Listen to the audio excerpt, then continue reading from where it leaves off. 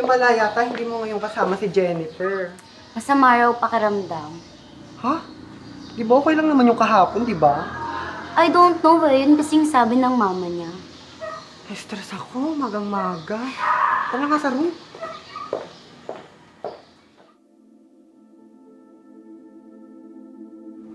Glidel, i-chat mo nga si Jennifer.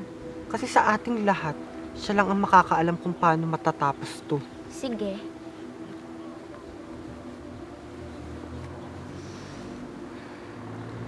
Glidel? Saan mo ba naman kasi nilagay?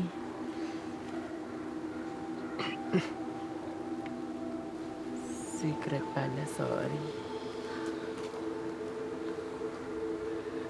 Guys, nag-chat na si Jennifer. Oh.